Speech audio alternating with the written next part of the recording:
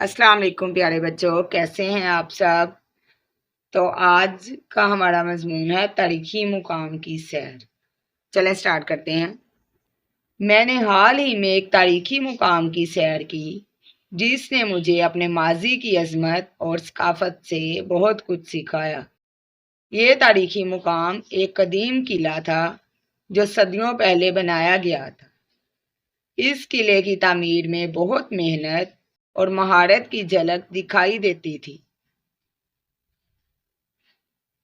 किले की ऊंची दीवारें, बड़े दरवाजे और ऊंचे टावर्स एक मजबूत और महफूज जगह का एहसास दिलाते थे। किले के अंदर मुख्तलिफ कमरों के अलावा एक खूबसूरत बाग भी था जहां कभी बादशाह और उनके दरबारी आराम करते थे। किले के अंदर दाखिल होते ही मुझे कदीम ज़माने की ज़िंदगी का एहसास होने लगा। यहाँ मुझे मालूम हुआ कि इस किले में मुख्तलिफ बादशाहों ने हुकूमत की, जंगें लड़ी और अमन कायम रखा।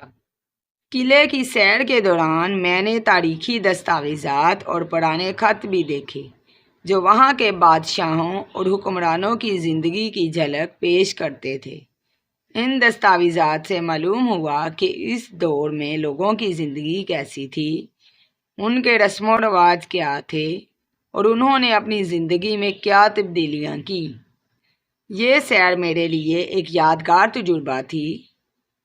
इसने मुझे ना सिर्फ हमारी तारीख से जोड़ा बल्कि ये भी समझाया कि हमें अपने माजी का एहतराम करना चाहिए और उसे महफूज रखने की कोशिश करनी चाहिए, क्योंकि तारीख हमें हमारी शनाख्त देती है।